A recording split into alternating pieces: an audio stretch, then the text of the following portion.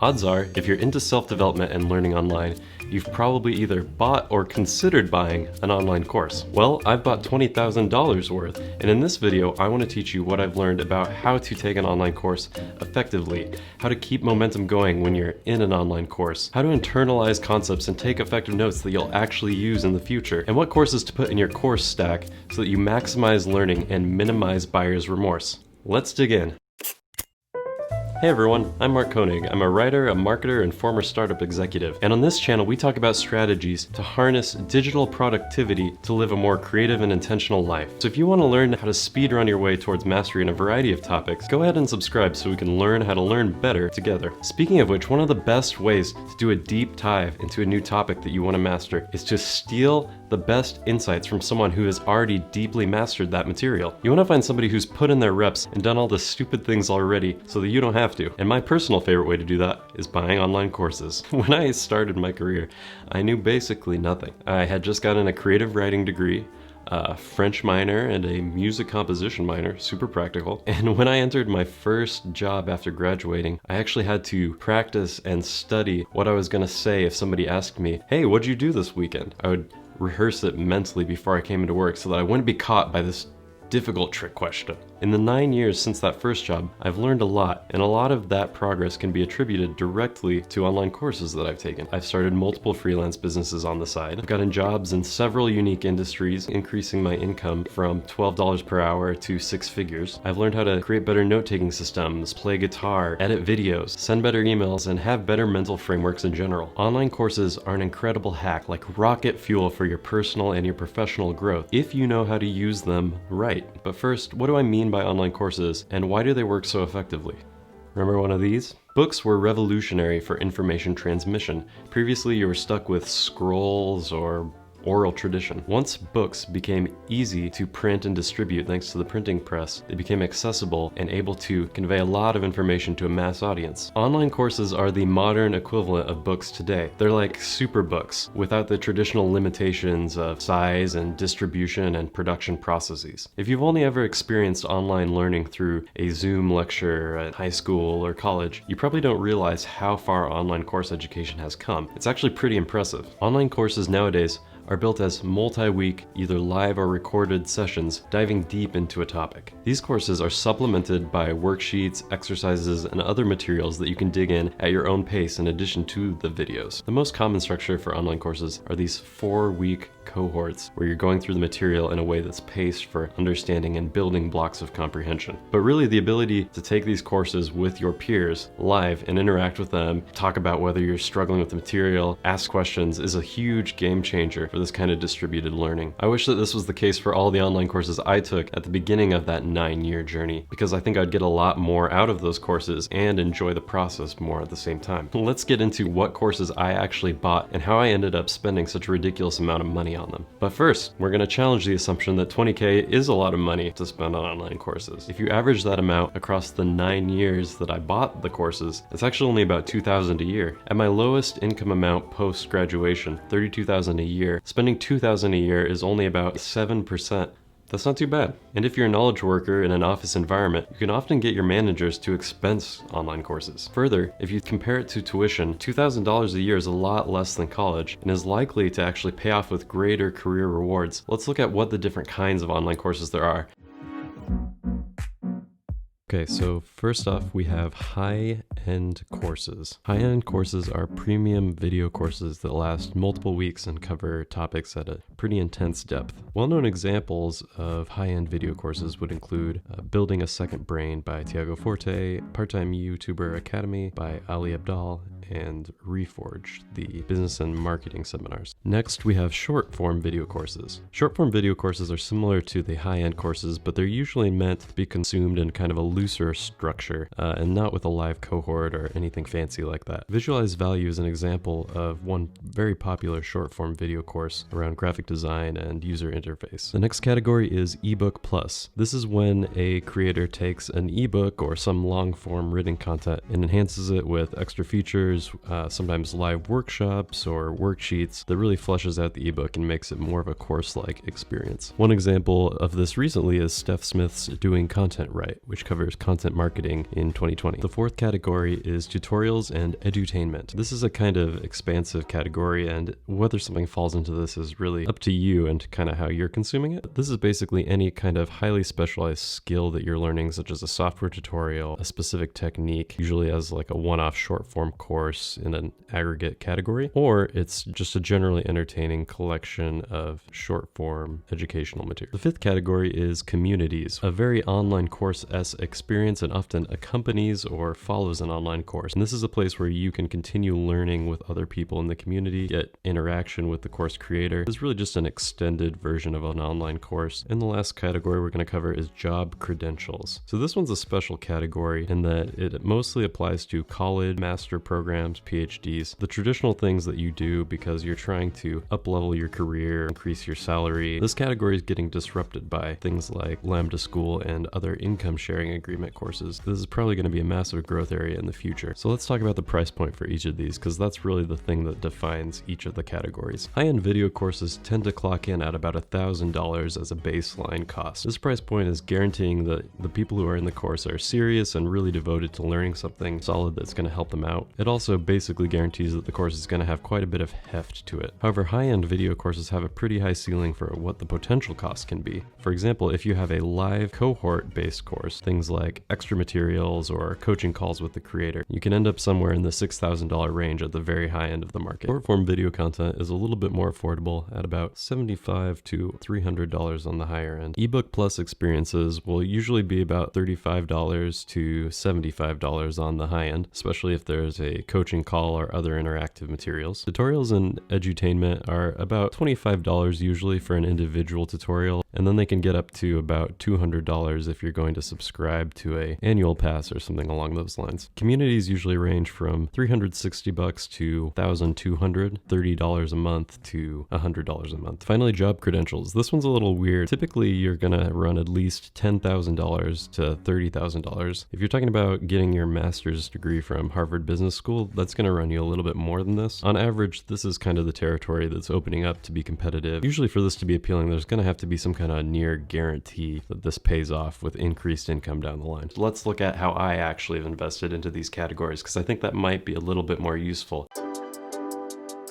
Courses I bought from 2012 through 2020. Some interesting things to observe. Obviously, the consumption has increased over time along with my income, so really this purchasing pattern is going to be more based on a percentage of your income than there being an absolute right amount of money to spend at any given time on online courses. You can see in 2012 there's a decent amount spent up front. This is a huge investment in my career at the time. This is mostly accurate. I'm not exactly sure. I'm sure some of these courses happened at different times. This is the best that I could recollect. Oh, also interesting to note, 2013 looks a little bit lighter, but I was actually reading a ton of books. Books obviously kind of represent like a low-cost version of an online course, especially when you're new to a field. You probably only need like one course on that topic because you can find a lot of books that are going to cover a lot of the elemental ground. On the side here, you can actually see course by course what the most investment has been in. The colors are actually categories, which you can see up here. Job credentials is really interesting. I just started Lambda School. So for Lambda School, it's actually structured as an income share agreement where if you don't get a job in the field, which happens to be coding that they're teaching, full stack development, you don't owe anything. Out of these courses, I would say that probably the most impactful were this initial one, Earn 1K on the side. It taught me a lot about sales, about marketing, about consulting.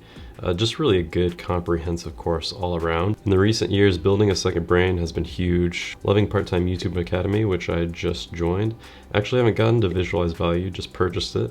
And then of course there's a gamut of various tutorial and skill learning things, learning video editing, that kind of stuff. You'll notice it doesn't quite add up to 20,000. I'm sure I'm missing about 3,000 worth of one-offs and things. This is literally just what I could remember from the top of my head, so my apologies that I wasn't willing to fill in the rest of that. But again, Lambda School if assuming that pans out, is gonna bump this number up to around 40 most likely. So really, this video could have been way more clickbaity than it is. Taking this many courses over the years, I've learned a few things about how to be most effective when you're taking an online course. First, don't complete everything. It's actually okay if you hop around the course and just sample bits and pieces of it. You don't need to be really strict about what you're doing inside of the course. Know why you're taking it, what sections and what topics are most important to you, and consciously prioritize those areas of the course. Even when I'm reading a book, I look at the table of contents and take note of what's the most important section for me. And then I often just completely ignore anything outside of those sections unless I need it later for some reason. The thing to remember about online courses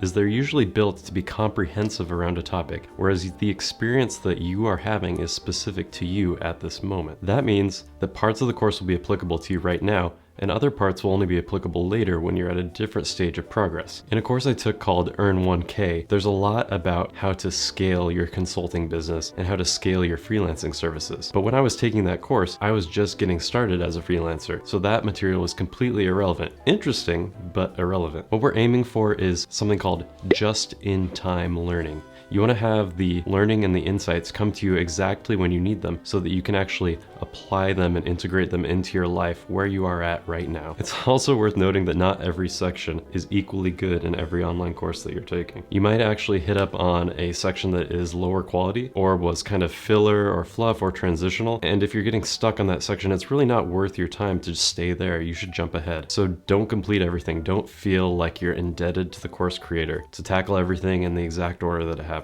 Second, you want to do as much as you can every week that the course is live, but don't do more than that. If you can get rolling and get a sense of momentum by doing as much as you can, it'll end up being self-fulfilling. You'll end up feeling good about your progress in the course. You'll be thinking about the topics and you'll want to come back and get more. And once you get that compounding kind of progress, it'll start pushing you towards and rolling you towards the goals that you want rather than pushing you away from them. Next, you want to find the minimum viable application. What is the simplest thing you can do that is an action of forward progress for you? The course usually structures these for you to some extent, but you want to go through them consciously. For example, attending courses, that's one form of action, but there's a ladder of possible actions you can take. Usually after attendance, which is a high bar for a lot of these courses where there's lots of things to participate in, the next stage of action is some kind of synthesis, some kind of taking the concept that you've learned and distilling them into your own voice, your own words. If you're taking a cooking course, you want to cook one meal. If you're taking a course on how to draw better, you want to make a drawing. You want to even just sketch the barest outline of a drawing. This is why completing assignments in a course is often even more important than attending lectures. It's actually going to force you to engage with the material and figure out how much you really understand it. Another thing that's helpful is accountability partners. I found when I'm taking courses that often the accountability group that I get from that course,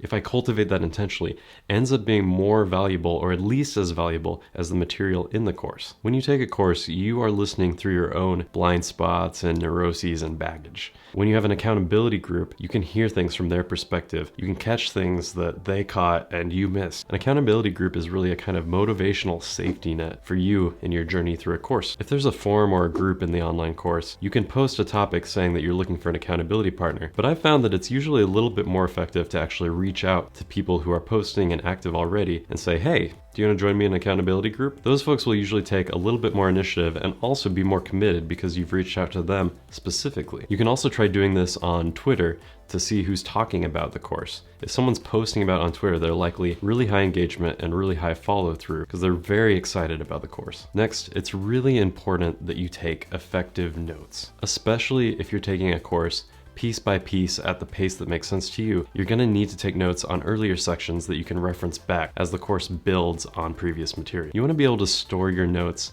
in a note-taking tool that allows you to quickly resurface your old notes in a way that's intuitive and makes sense to you. For me, the best tool for this by far is Roam Research. Roam allows you to take notes organically, piece by piece, and then link them back together, sort of connecting the dots as you go along. You almost end up having a conversation with old versions of yourself about the topics that you were studying previously. I'll talk more about Roam and effective note-taking in future videos. Another technique for effective note-taking that you can look up is called progressive summarization, a term that was popularized by Tiago Forte in Build a Second Brain. Progressive summarization is just taking notes, then going back and intentionally adding layers of reinterpretation and re-summarizing that so that each time you see that note, it embeds deeper into your understanding. Additionally, as you're taking notes, you want to try and apply it to your real life. Incorporate stories and examples of how the concepts apply to you, and you're more likely to recall them in the future, rather than just kind of mindlessly writing down exactly what the instructor is talking about. Finally, if you can find that minimum viable action